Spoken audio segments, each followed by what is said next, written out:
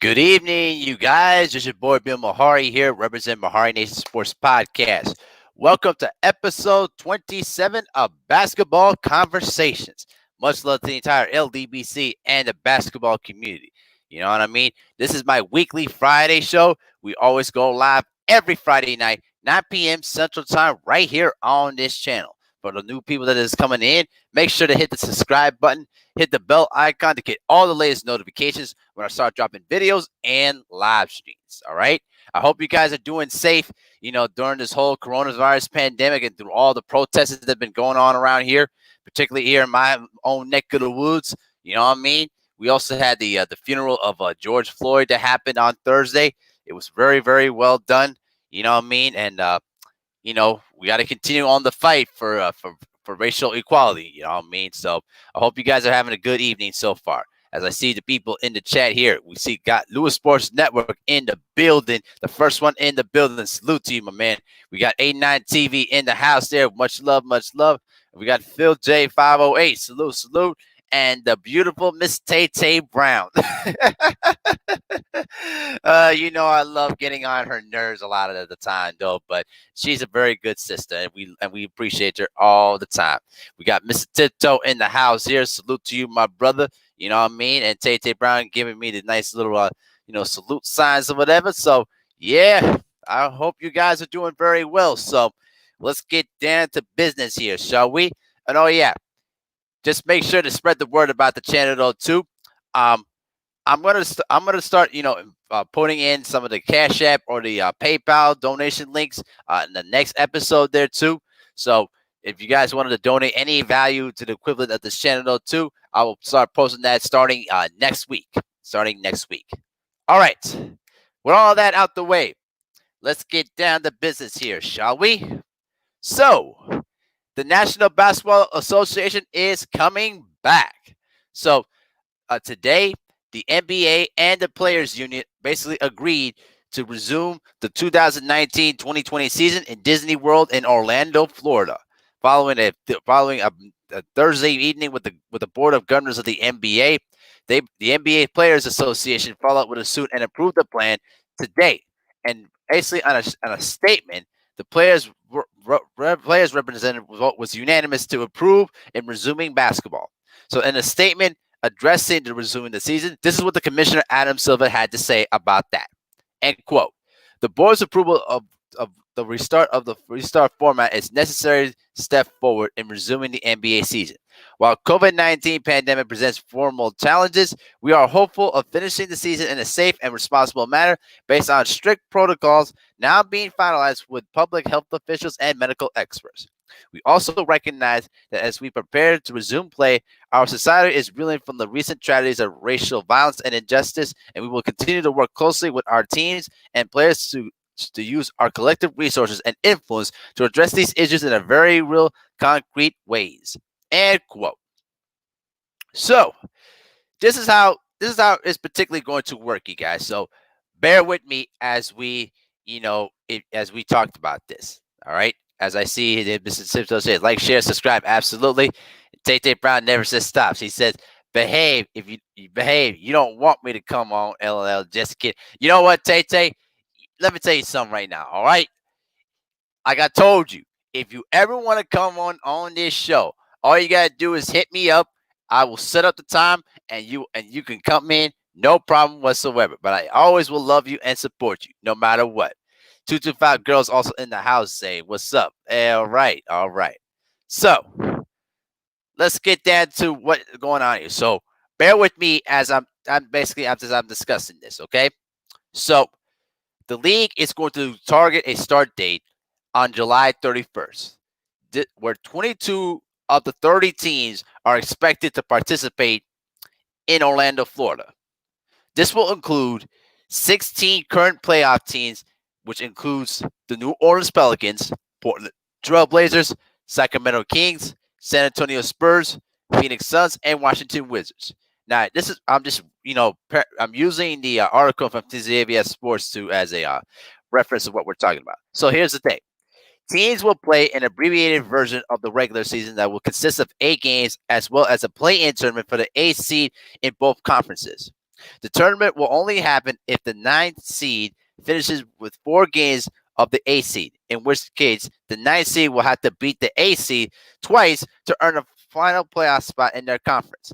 The playoffs will be a best of 7 of each round, with the NBA finals concluding no later than October the 12th. All right? So here's a little tip about what the big concern is. The big concern is on the part of the players is whether or not their families would be able to join them in Orlando. So the current bubble plan will allow at least over 1,600 people at a time. So as teams leave, families will be able to replace them. That will happen after the first round of the postseason. Neither players or families will be allowed to leave the bubble. Teams are expected to be limited to a 35-person traveling party. Hmm. Interesting. Interesting.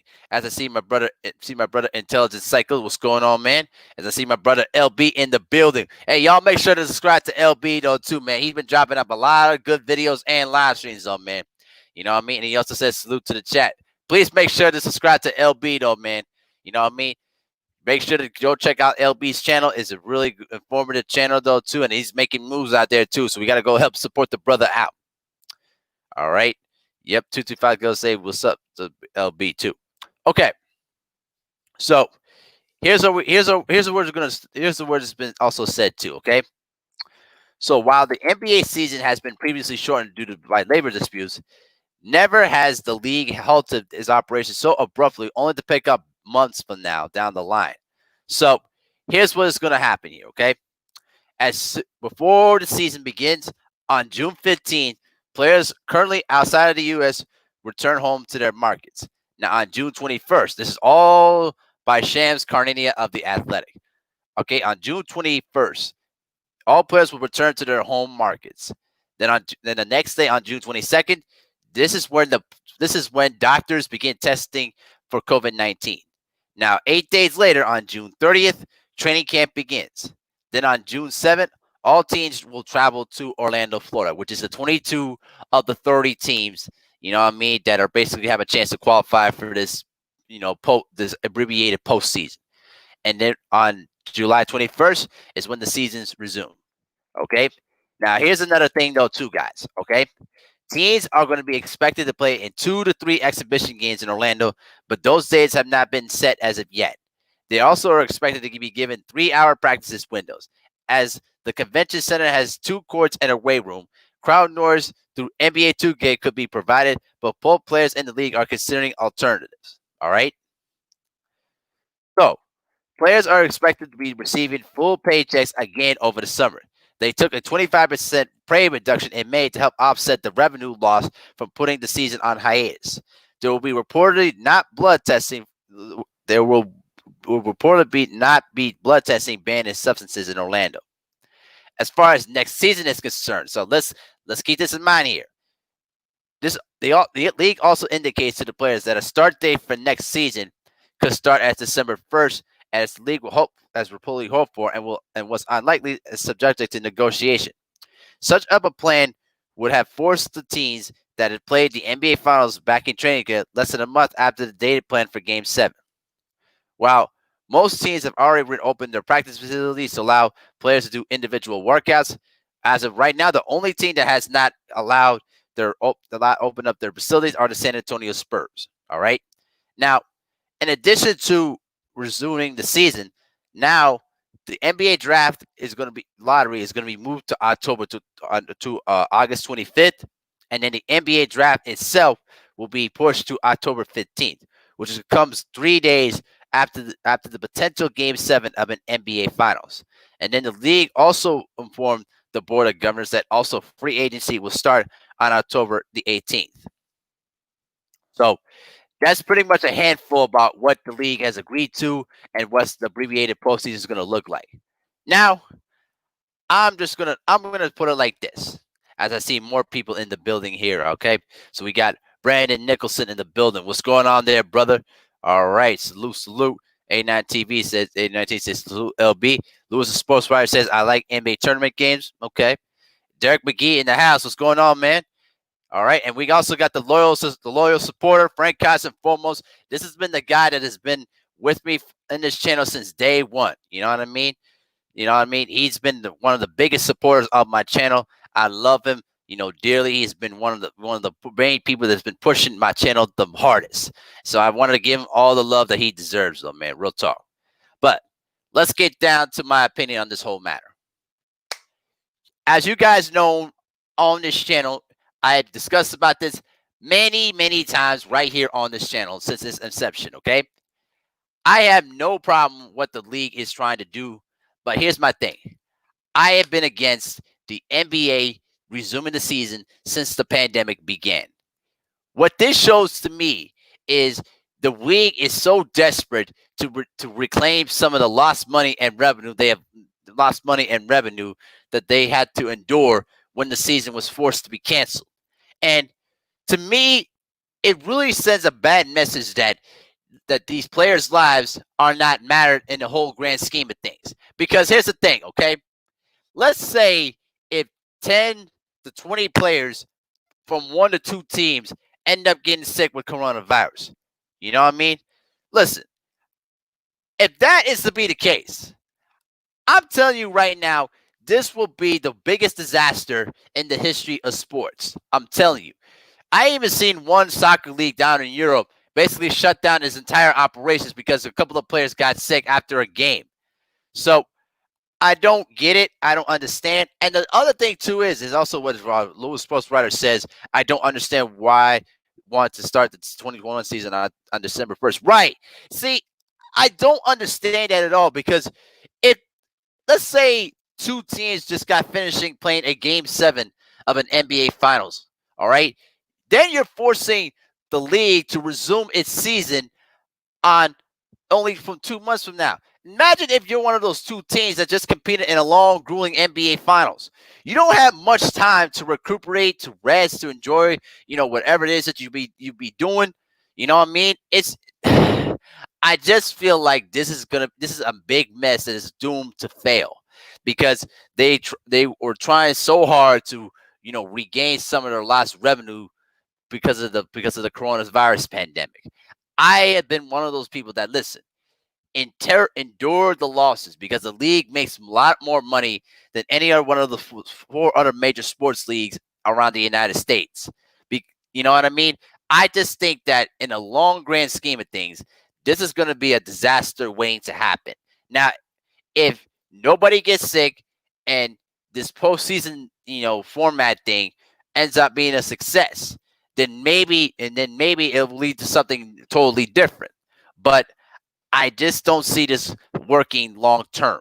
I think that this is probably be something that they're gonna have to that are gonna be doing that. You know what I mean?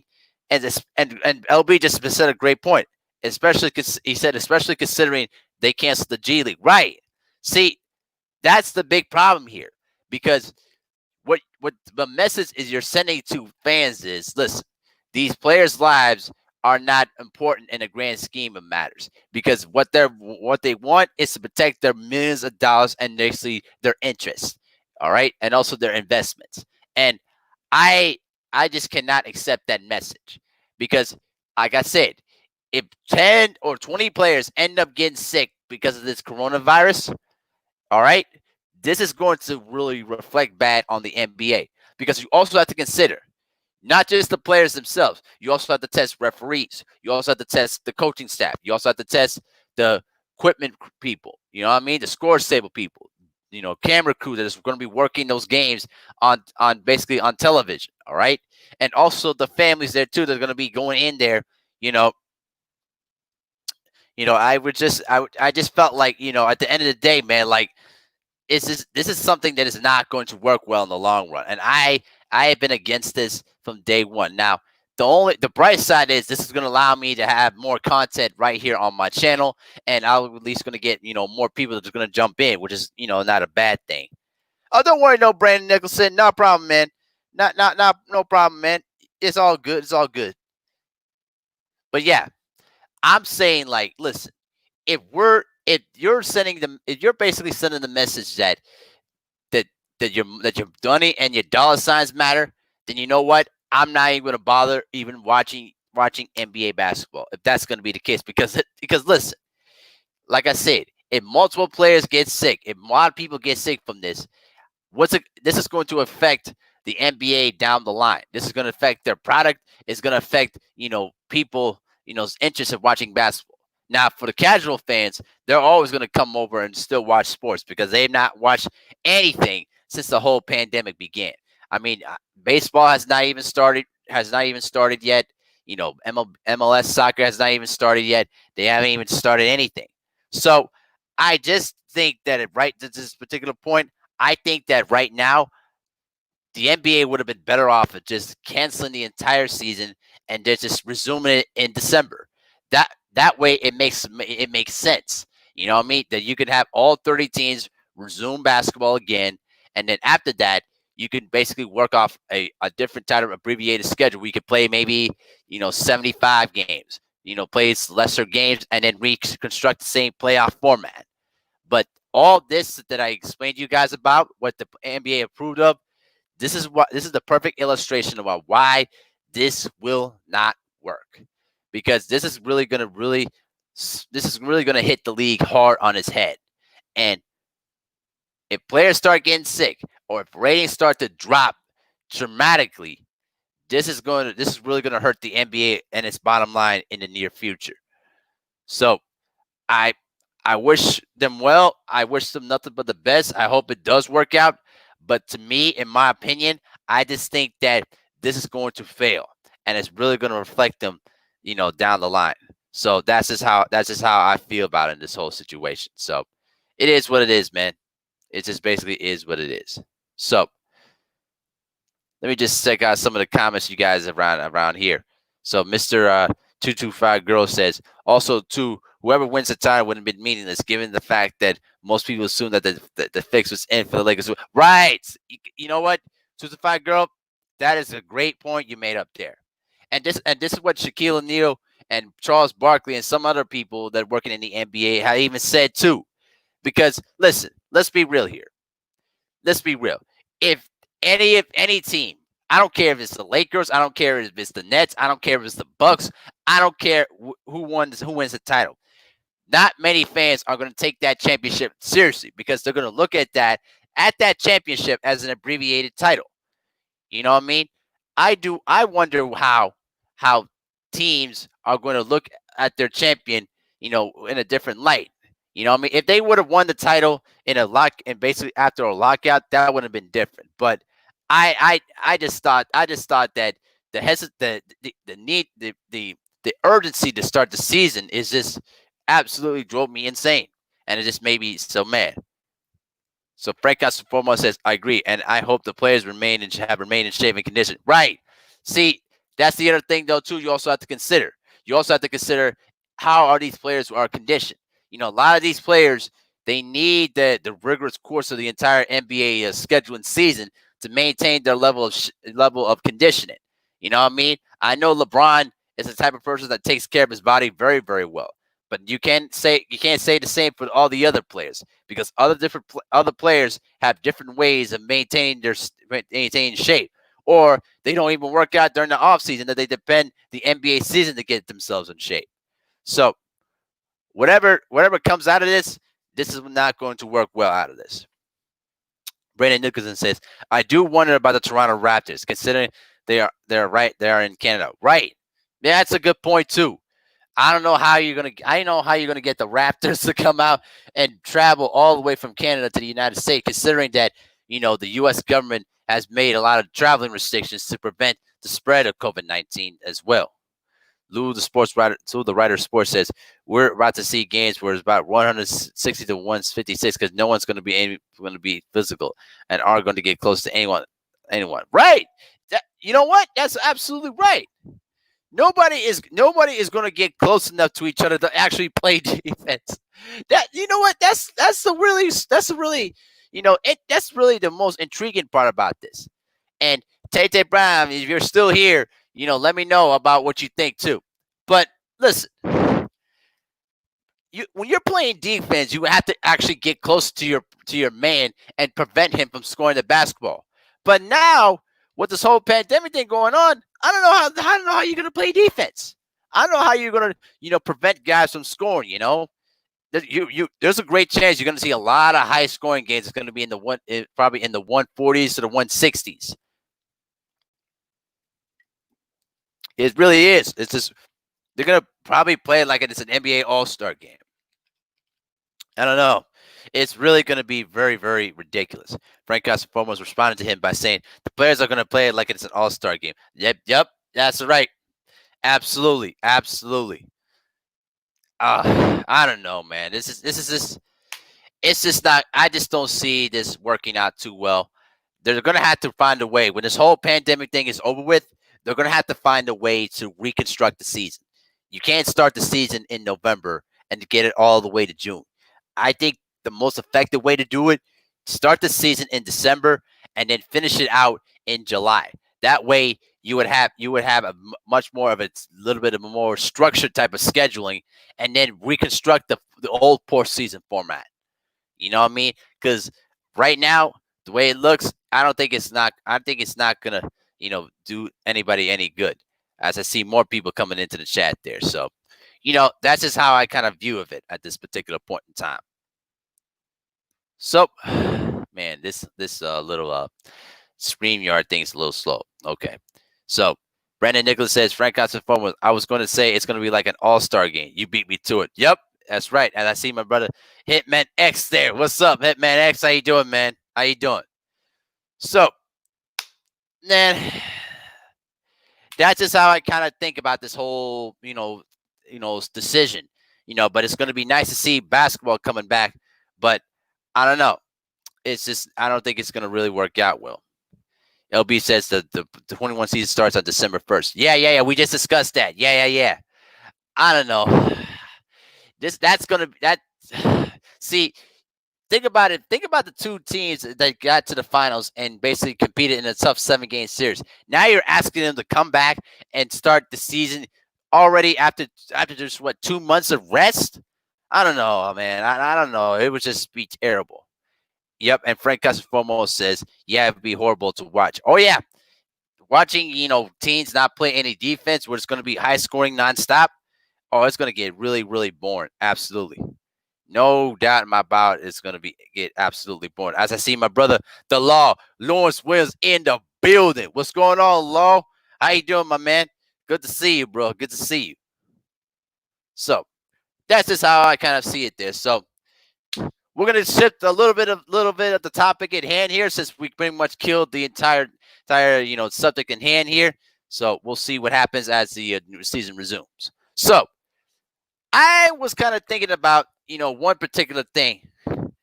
Basically, how the NFL's been playing catch-up ball in terms of letting their players use their platform to speak on social injustices.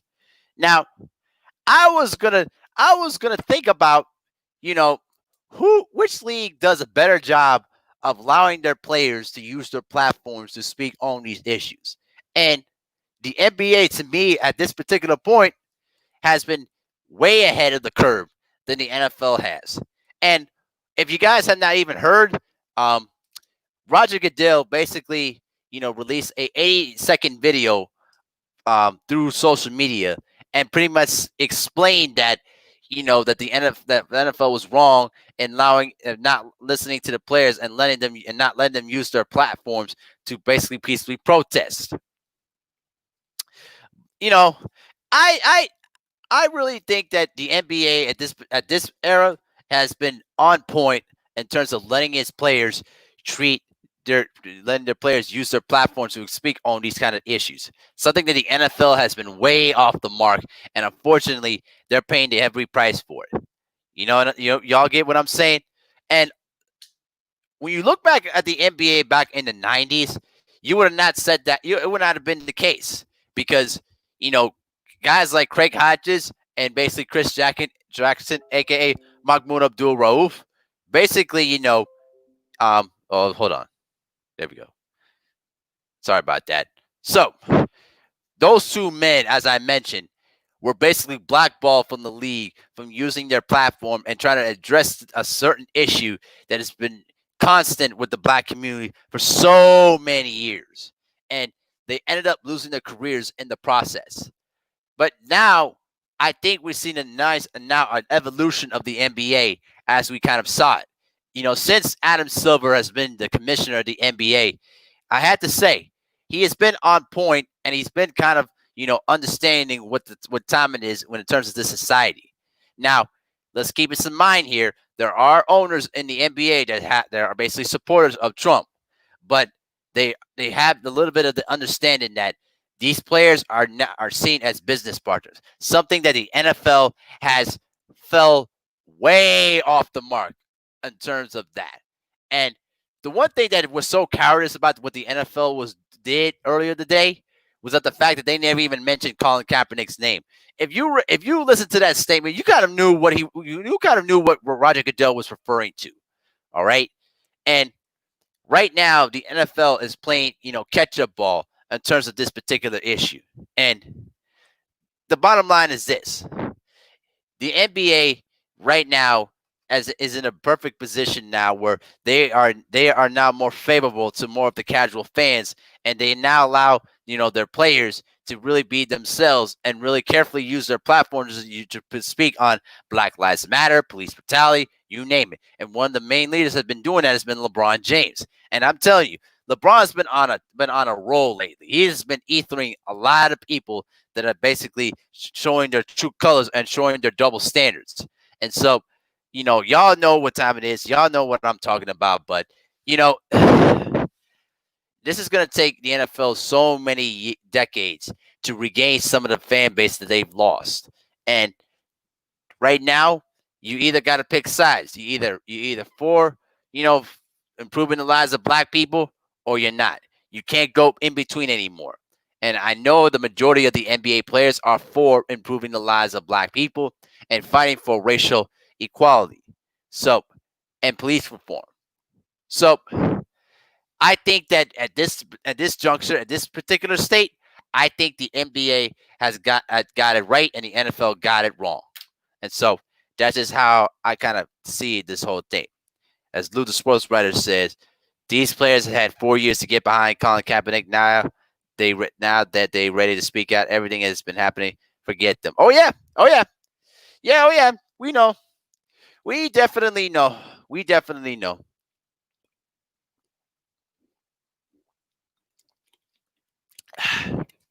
We definitely know what time it is. We definitely know why. You definitely know why the players. See, the NFL players, they're sellouts in themselves, and I take their words with a grain of salt there because what they can sometimes say is not always genuine when it meets the eye, and so I think that the NFL is gonna take for them a long time to recover some of their fans that they've lost throughout this whole thing.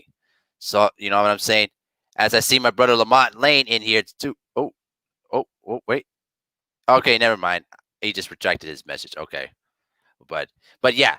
So that's just how it is, and the NFL is gonna take them a long time to basically recover from that, and so that's just how it is though. So, but let me know what you guys think in the comment section about that though too as we continue to move forward. So let's okay, there we go. As I see my brother Lamont Lane in the building here. What's going on, Lamont Lane? See, don't worry, Lamont Lane. Soon we're gonna have our debate, man. And when we have that debate, I promise you, I'm gonna be well prepared for you because your basketball knowledge is off the chain, bro. Oh yeah. He basically said just because the players were not fully behind Colin Kaepernick doesn't mean they cannot change now. Oh, listen, I think that listen, the players were just kind of I don't know about that. Listen, I think that the players kind of know now what their faults were. But I think there's still some players who still believe that Colin Kaepernick was wrong, and so I'm not gonna say not all of them. I think some of them. So that's just how I kind of see it. 225 girl said, "I felt the vibe of the NFL." Okay, he basically said, "I felt that the vibe of the NFL took it from an executive, and this tragedy for them. to finally say something. And the players are now sticking their chest out. Get the bleep out of here. Oh, yeah, I know. Listen, it took a long, lengthy article from Joe Lockhart of CNN, who used to work as an ex-communication director for the National Football League, to admit that the NFL was entirely wrong. It took him that long, 4 years, to figure out that they were entirely wrong. And so this is where the NBA flourishes in that moment, because when the Trayvon Martin thing happened, they all united together. If any political injustice against black people have occurred, the NBA has stuck together on it. Now, they still have their rule about you have to stand for the national anthem. They've had it embedded in their rules since the whole Mahmoud Abdul Rauf thing. But they've basically kind of been able to excuse that by allowing the players to use their platforms to talk about these kind of issues. He also said, Lamont Lane says, the George Floyd murder pushed everyone over the edge. Everybody. Oh, yeah, whites and blacks. Oh, yeah, most definitely. I definitely agree with that. Oh, yeah, most definitely with that. And so I think that right now, you cannot play both sides of the fence anymore. You gotta pick one side. You're either for or you're against. You can't play both sides of the fence anymore. Not happening. Now that's what's been going on lately. Oh no, you can't.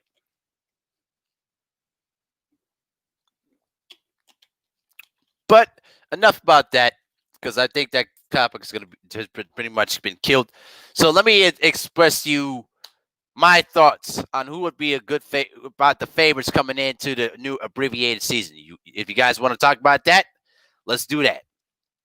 So here's my kind of thoughts about now that the NBA season is now back on schedule here. Okay, now there's going to be 22 out of 30 teams, and one of them is going to be the Lakers, the Clippers, the Nets, and the Bucks. See, now that the abbreviated schedule is back, the players that have missed out that entire regular season, as I pointed out, the real regular season, now have a chance to come back. So therefore, KD has the right to come back, and also Kyrie Irving is coming back too. So now this really changes things. Now I kind of see how now I still got the Bucks. Actually, to be honest with you, I think I got the Milwaukee Bucks winning the whole thing now. But I think right now the Brooklyn Nets are the major wild card in this whole thing, because now that Kevin Durant has had a full entire year to basically heal and basically recuperate from that torn Achilles tendon in last year's NBA Finals, now it's going to be scary to see how Kevin Durant's going to look now that he's back in full uniform again. I think that I got either the Clippers or the Bucks going to the NBA Finals and winning it all. Actually, yeah, to be for the championship, and I got the Bucks winning it. But I gotta say, the Clippers are the wild card. Frank Casafomo says I still got the Clippers. Oh yeah, and the scary part about that Clippers team is they're versatile. They can defend, and they have various different scoring sources, and they have a deep bench. And you know what the worst part, and the scary part is, and this is for you Laker fans, they're coming back healthy again. So, you know what I mean? They're coming back healthy again. And so right now, if you're a Laker fan, be very, very afraid. I'm telling you. Talking to Grub and Media. What's going on, man? How you doing, bro? Good to see you, my man.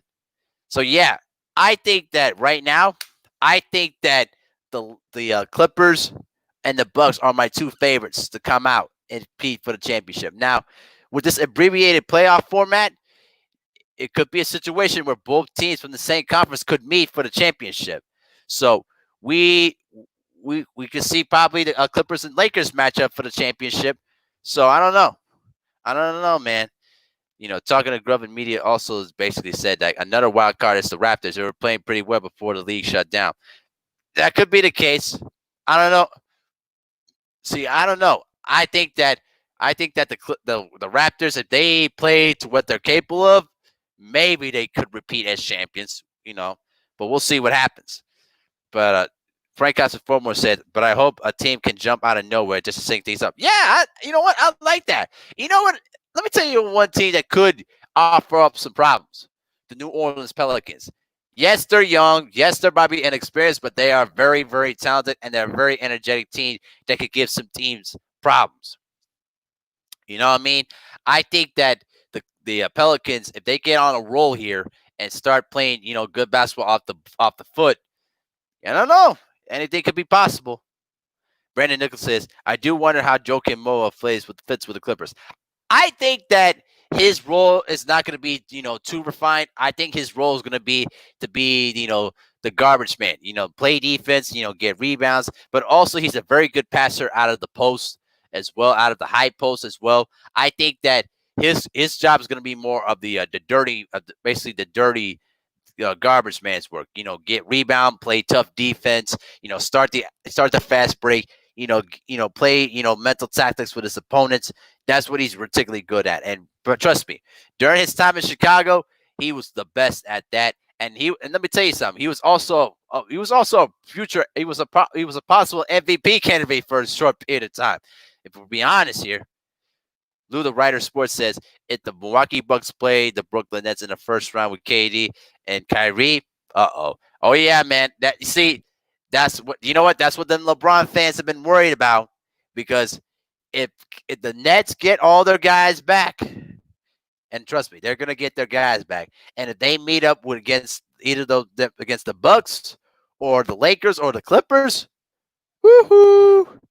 I'm telling you, man. Somebody go get their feelings hurt when it's all said and done. I'm just saying. Frank Casaformo says Noah could be a vocal leader too.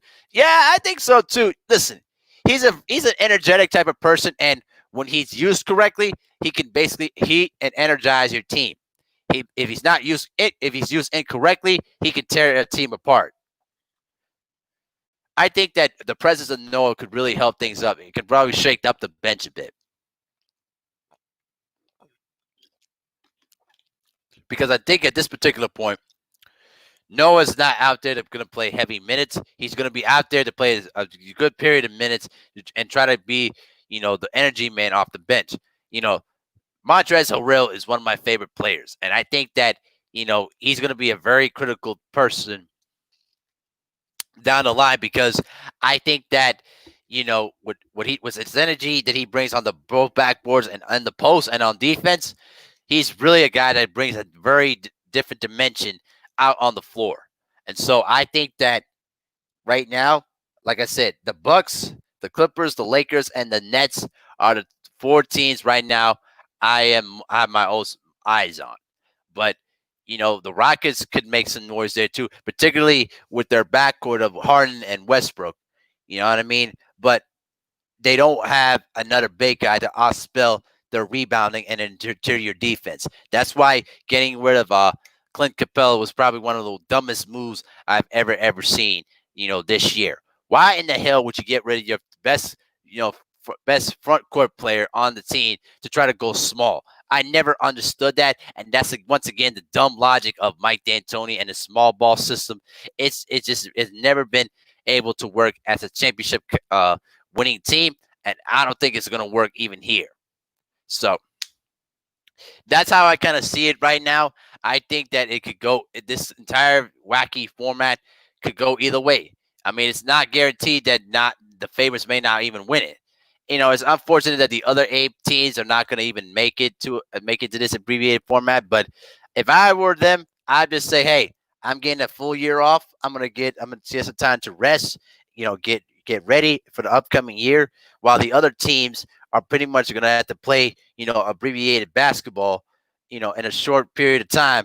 By the time it's December comes around, it could make a big difference of how they start out the season.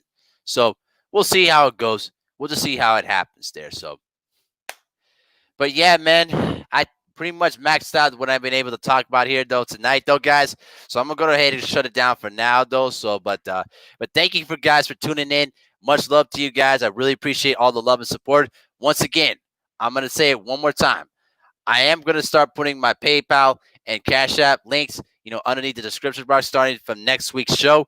If you guys want to donate any amount of money that is value to the equivalent of this channel, I would definitely and gratefully appreciate it. You know what I mean? So I don't ask for much, but if you want to, contribute and help out to the growth of of the channel, your help and donations will be greatly appreciated. And make sure to smash the like button on the way out and share the live stream though too. And we're making moves out here. We're making huge growth on this channel. So it's gonna be a really enjoyable ride to get to 1,000 subscribers. So we're making moves out here, and we're doing everything we can though as well. Breakouts Foremost said Noah can be a vocal leader as well. Yeah, he could be. So yeah, I really appreciate you guys for doing whatever you can to make this channel possible. Let me read the last few comments before I get out of here. 225 Girl says, I'll take the Bucks or Clippers to win it. If Kawhi can pull off of the third team with a title, that would be huge. Oh yeah, that would be. Winning 3 straight championships, 3 championships with 3 different teams, that'd be huge. Dude, the writer sports says Joe Kim don't care for LeBron. Oh yeah, we know. Oh, we know. We know what time it is. Noah been a pest to LeBron for like years. So Noah would be the perfect, kryptonite against LeBron. But, Noah can, Noah isn't going to really stop LeBron James one-on-one. Let's just be real here. What's up, Jay Dill? How you doing, my man? But, yeah, I appreciate all the love, you guys. But I'm going to go ahead and shut down for now, though, guys. But make sure to smash the like button on the way out. And also share the live stream to your social media platforms there, too. We're making moves out here, and we're slowly growing here. So, but much love to you guys. I really appreciate it, though, too. You know, understand what I'm saying? So this is Abir Mahari. All right. Oh, before I go, Jay Dill's got a question. He says, who's your team for this season and who you got? Well, I just said I just got the Clippers and the Bucks coming for the championship. And I got the Bucks winning the whole thing. But if the Nets get their guys together and start off good, it could change my pick. We'll see what happens. But yeah, much love to you guys. This has been episode 27 of Basketball Conversations. You know what I mean? Much love to you guys and much love to the entire LDBC. Stay safe out there. You know what I mean? And let's continue to fight for racial equality and justice. And can't wait to start off NBA basketball again. So y'all stay safe out there and have a good night. Peace.